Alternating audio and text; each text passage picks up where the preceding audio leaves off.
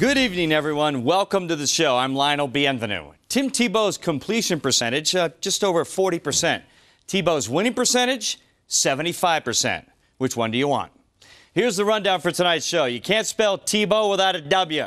For the third time in 4 games, that's what he got. It's not the run and shoot offense. It's run, not much shoot. And then run, and then more run. Oh, and the D. Yeah, they've dominant. Had to have it today, and they got it. We also had a massive fight in the Bears-Lions game caused by a quarterback. You got to see that video. And a Dallas Cowboys cheerleader got a massive hug from a Bills player. You got to see that, too. But we start in Kansas City. Now, when we play football at my house, in the huddle, my 6-year-old twins like to call a play. Whatever it takes, Dad. Whatever it takes.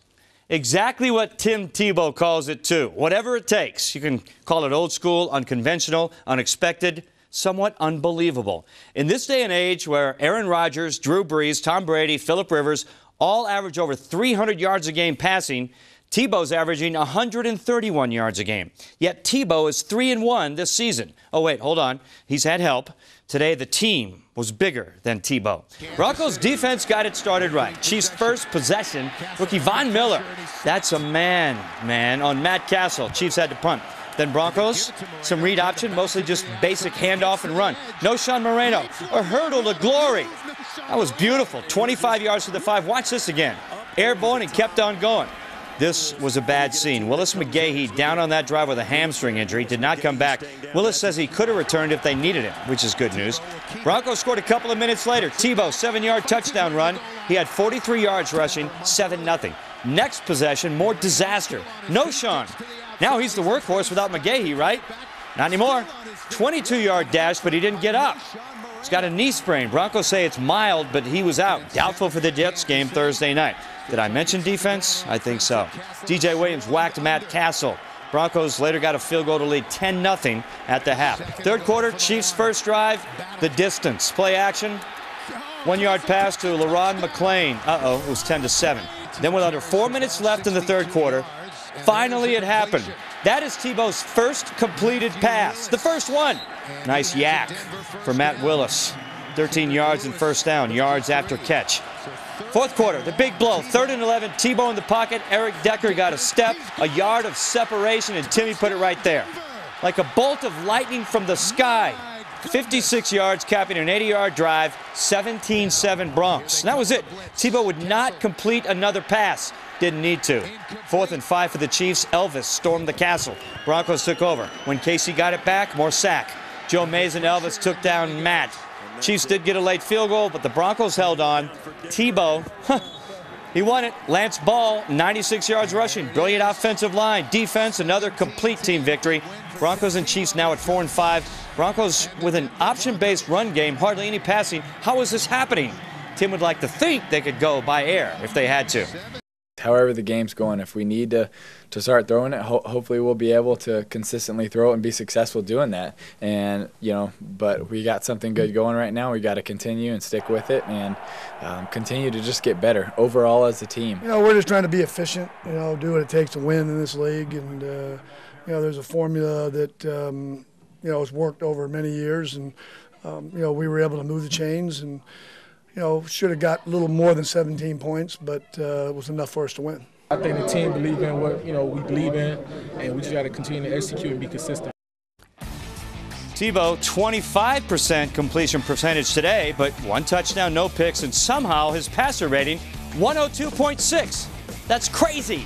Castle, 13 for 28, 93 yards, rating 66.5. Rushing numbers, that's the difference. 244 to 134, and sacks, 4 for the Broncos. Chiefs did not get to Tebow. Actually, they only had 8 chances to sack him the whole game. Phil Aldridge joins me now, and Phil, this offense kind of like Bigfoot in the NFL, a rare sighting every once in a while. Tebow's passed for 193 yards total the last 2 games. That's a half for Brees or Rodgers. The question we've asked every week for the last month and a half, can they keep winning like this? Lionel, if I had that answer, I could get my own reality show on the E! Network, maybe with one of those Kardashian girls. I don't know. Nobody does. But if Tebow and the Broncos keep this up, we just might see the first playoff game ever at Sports Authority Field. If it ain't broke, don't fix it. You know, Lionel, we always hear that guy, Coach John Fox. He says he wants to see his team improve every week, especially Tebow. Did number 15 improve today? I really don't know. Was Tebow the quarterback for another Broncos win? Case closed, Mr. Bienvenu. Phil, if it ain't broke, don't fix it. Look, beating the Raiders in Oakland and the Chiefs in KC 2 weeks in a row, you're right, case closed, but the case is open again on Thursday. It's a week-to-week proposition. Phil, they have got to pass more and pass better to win a lot more games in the NFL. Oh, there's no doubt about that, but we've been hearing a lot that the Broncos and Tebow are beating terrible teams. The Jets aren't terrible, are they? Well, I guess we'll find out on Thursday night, won't we? Exactly. Next up for the Broncos, Jets at Mile High on Thursday. Jets were against the Pats tonight. Tom Brady to Rob Gronkowski. Touchdown, the monster spike and penalty after that. Dude, come on. 23-9. Then in the fourth quarter, Mark Sanchez short pass right to Rob Ninkovich. Ninkovich, pick six, 37-16. Pats, two-game losing streak over for them. They're 6-3. Jets come in next week, Thursday, at 5-4. Lions-Bears, is there any question you should not punt to Devin Hester? Is there some problem with understanding that? Hey, Lions did it. Geniuses! 82 yards to the end zone. NFL record 12th punt return for touchdown. Bears up 20-0. Jay Cutler under pressure scrambling. And oops. And Ndamukong Suh ripped from the headlines. He ripped Cutler's helmet off. Bad intentions and vicious, like a rather large honey badger. Matthew Stafford, 4 interceptions, 2 pick sixes. Charles Tillman back the other way, 44 yards for the score. Then in the fourth quarter, after the last Stafford pick, the quarterback was mad and wasn't taking it anymore. Stafford threw DJ Moore to the ground. DJ said, "What, a quarterback? Oh, no, you didn't." A rather large scuffle ensued. Everybody in.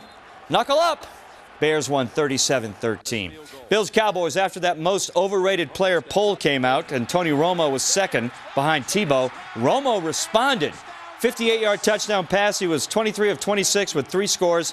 And here's your play of the day, though, from the Bills. Ryan Fitzpatrick, David Nelson, touchdown Buffalo. Nelson's from Dallas. Girlfriend Kelsey Wright, Cowboys cheerleader. So guess what happened next? Yep, he ran over, gave Kelsey a hug, then gave her the football. Aw, isn't that cute and romantic? Actually, very awkward. He's a Bill. Cowboys fans and management, are they happy with a cheerleader celebrating a touchdown by the opponent? Kelsey looked like, oh boy, what did you just do? Well, helps the Cowboys won 44-7, so hopefully all is well. All right, when we come back, could this be the week that Tiger Woods gets a win? And a Denver boxer stays unbeaten on the Pacquiao card. That's next on Capital One Sports Extra.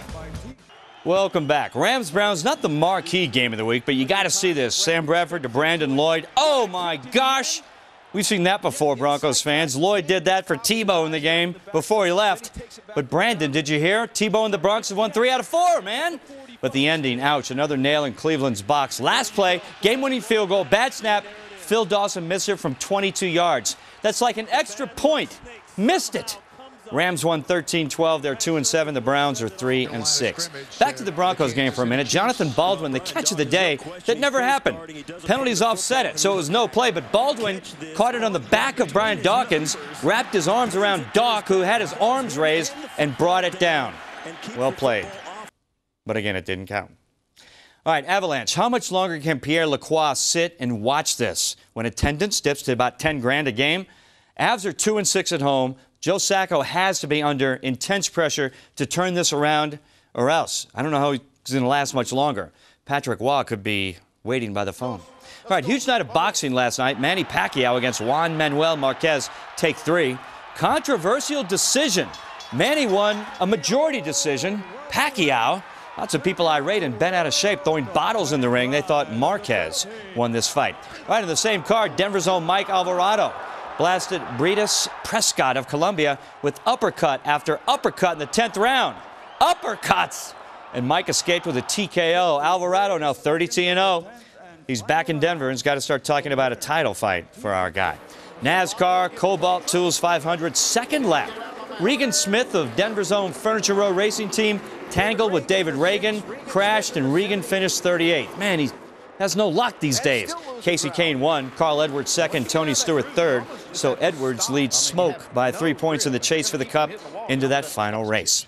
Final round of the Australian Open. Tiger Woods in contention to win his first tournament in 2 years. On 14, chip in for Eagle. He was right there, but he later missed an eagle putt to tie for the lead. And on 15, Greg Chalmers, shot of the tournament, crushed his tee shot. Birdie that followed put him 13 under, and he went on to win by 1 shot over John Senden, 2 shots over Tiger. When we come back, for no apparent reason, a ground-to-air missile test in France goes from air to ground real fast. Next on Capital One Sports Extra. Welcome back. Got to see this tasty little leftover from yesterday. Arkansas's Joe Adams with the punt return of the year. A human video game. David Copperfield, Houdini, Doug Henning, Harry Blackstone, David Blaine, Chris Angel, all rolled into one. He escaped somehow from 7 different Tennessee players for a 60-yard score. Wow. Hogs blew out Tennessee 49-7. Time now for no apparent reason, inspired by editor John Hilf, as seen here. Hilfy's a lot of things, all right? A music lover, an animal lover, but he's no weapons expert. But he does know comedy when he sees it, and this video from the French military is funny, for no apparent reason.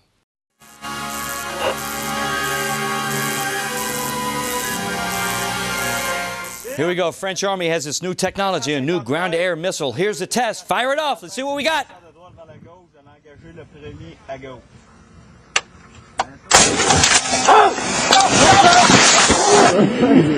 Sacre bleu, run for your lives. That thing could blow. Needless to say, back to the drawing board at the French Ministry of Defense. Unless the enemy was standing like 2 feet in front of you, that's not going to work. Well, then they'd have to trip over it to get hurt. Great stuff, Hilfy. All right, thanks, guys. Super Bowl. Broncos fans, you know what it's like, all right? You've been there 6 times, Broncos fans. 2 Super Bowl championships for you guys. You know the feeling. New Orleans, this is the first time in 43 years. First Super Bowl appearance. You can imagine what it's like to be a Saints fan. My 78-year-old mom, Pat, biggest Saints fan in the world, season ticket holder for 30-plus years. Now, my sister told me my mom, 78 years old, was going to get a Saints tattoo if they made it to the Super Bowl. Let's check in with my mom right now in New Orleans. Hey, Mom, you there? I'm here. Yes, how are you? I'm floating in the ceiling. Oh, that's great, isn't it? Hey, did you get your tattoo yet? No, we haven't gotten it yet. Trish is my other daughter, you know. Yes. Is coming in tomorrow night on the plane just for the party in the city. All right, but and we'll discuss it again. I'm, you know, on the fence about it. On the fence. All right, well, I'm going to come down there if the Saints win the Super Bowl, and how about both of us get a Saints tattoo? I'll do it. All right, Mom. Love you. We'll talk to you soon. Bye-bye. All right, so no tattoo for my mom yet. Maybe if they win. All right, we've been Saints fans, as I said, season ticket holders for 30-plus years. And 20 years ago, a rookie reporter at Channel 8 in New Orleans appeared on a New Orleans magazine cover wearing his Saints jersey as host of the Jim Mora TV show. He was the Saints head coach at the time. Very close ties to the Manning family, of course. Friends with Archie. Played catch with Peyton in the backyard. Playing catch right here at his high school with him. Ran patterns for him at Saints camp. And I have 2 4-year-old Saints fans at my house. Who are you guys? Saints! Who's going to win the Super Bowl? Saints! Who's daddy? Colts! Colts? Uh-oh. All right. 248. Blue 19 said, hut. Hut. Oh, gosh. Oh. Ah.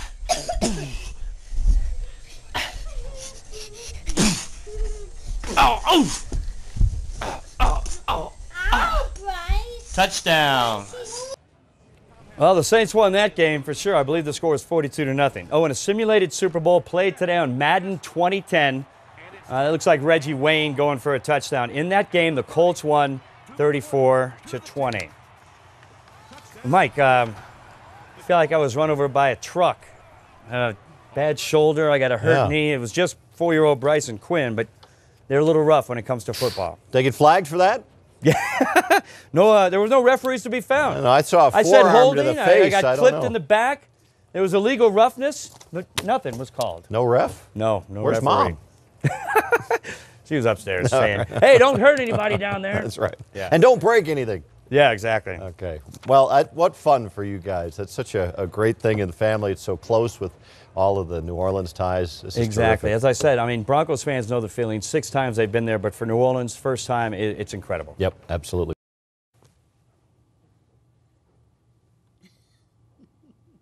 What? You're on. Go You want me to do a sportscast while the Super Bowl's on? While this is going on? It's illegal to do a sportscast while the Super Bowl's on. I could be arrested for this, Ann. Taken to jail. Look, everybody, you know I'm from New Orleans, right? Grew up watching Archie Manning, friends with Peyton, watched my family in the city go through Katrina, and now the Saints are in the Super Bowl for the first time ever. It's incredible. And I'm up here having to do this show. I'm missing it right now. The Super Bowl is on. This is ridiculous. I got to do something about this. Let's go live to Cammie Carmen in the sports office. Cammie, can you come out here and to the set and anchor the sports so I can go watch the game? Yeah, no. What? I can't do that, Elby. That's not going to happen. I got the thing with the food and the game, and you are the main anchor, right? So you're kind of that Sunday through Thursday guy? Yeah? Okay, yeah. So this is Well, today. Is today Sunday? All right, well, give me an update. Who's winning? What's the story? Not your team. What? Yeah, not your team. It's a little sad. Right at the goal line there. 10-3 Colts right now, LB. 10-3, all right. Yeah. Well, one more plea, Cammie. Please, Yeah. come out here, finish the sports. I want to watch the game.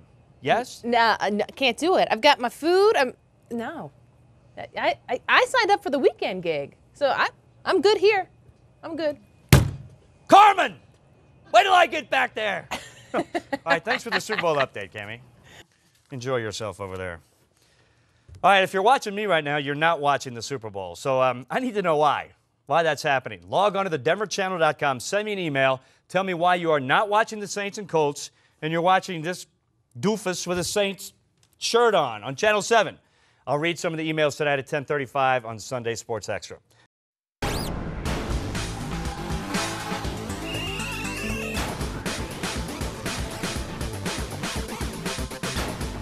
This is 7 Sports Extra, brought to you by your Greater Denver Toyota dealers. Toyota, a smart way to keep moving forward.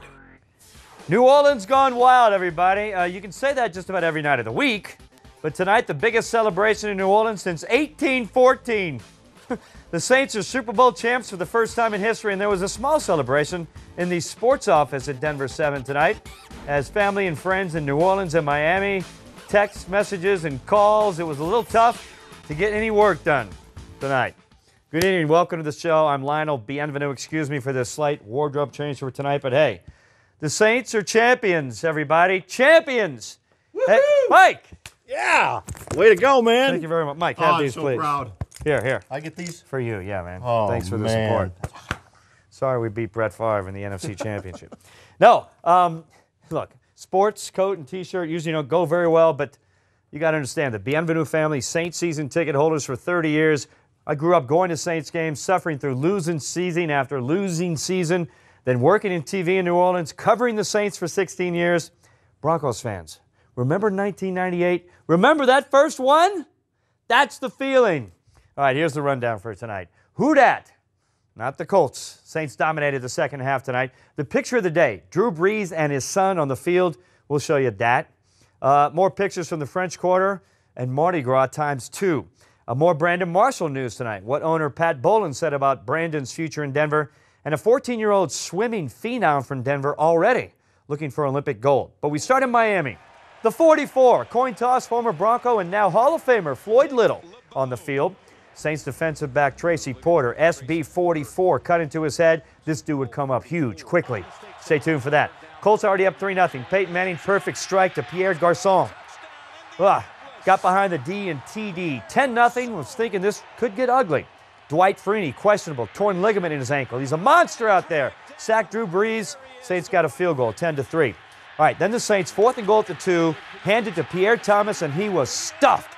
Huge play by the Colts D. They had the big momentum, but last play of the half, it swung a little bit. Garrett Hartley, 3 field goals over 40 yards. That one made it 10-6 at halftime. Saints started their second half with a bang. Onside kick. Are you kidding me?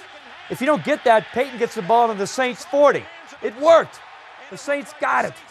and they drove it right down. Screen pass to Pierre Thomas.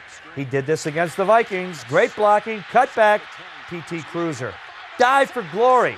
13-10 Saints took the lead. Then Peyton came right back, drove it down. Joseph, a dive, scampered in. And the first family of New Orleans, the Mannings, celebrated a Colts touchdown. 17-13 Indy. Fourth quarter, 17-16. Quick tight end slant, Jeremy Shockey.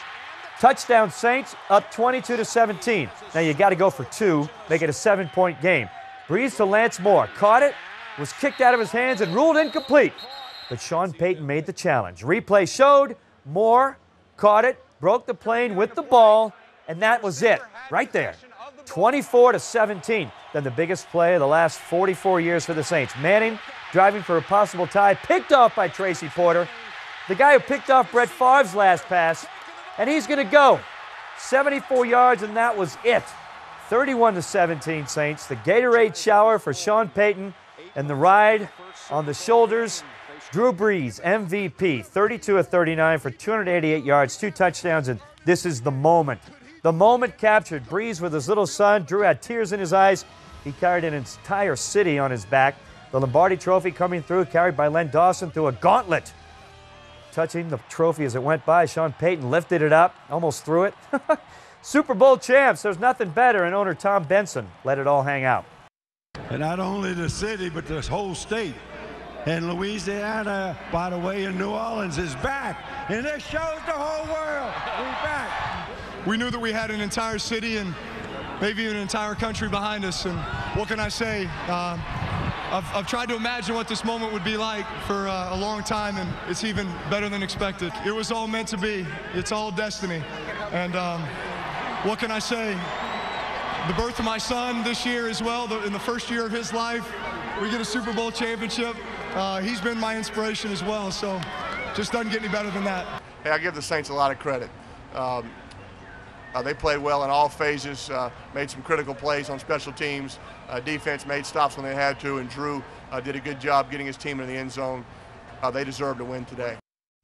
Wow, that picture of Drew and his son, talk about emotion. Now, Broncos fans, as I said, remember you got that first one in '98. Elway got the first ring. Broncos were Super Bowl champions. It was crazy around here back then. And you can see the streets of the French Quarter a little quiet as people watched the end of the game.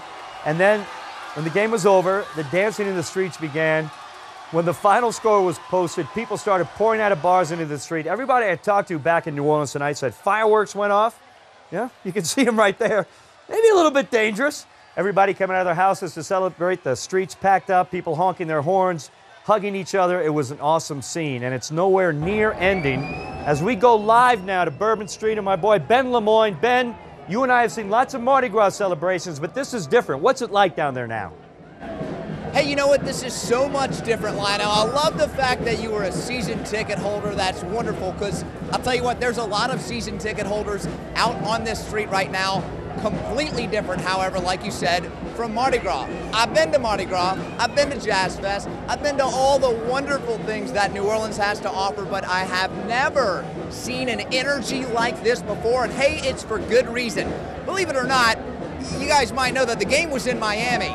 You would not know that by the crowd out here right now, and hey, even the whole weekend, people literally have flown in from all over the country, all over the world, to watch the game on the little TVs in the little dive bars on the little street that we call Bourbon Street. Certainly one of the most historic cities in the country. This is a very historic street, and tonight, history in the making. The Saints, the champions of the NFL. Lionel, like you said, I never thought I would be saying this. My dad used to say it all the time.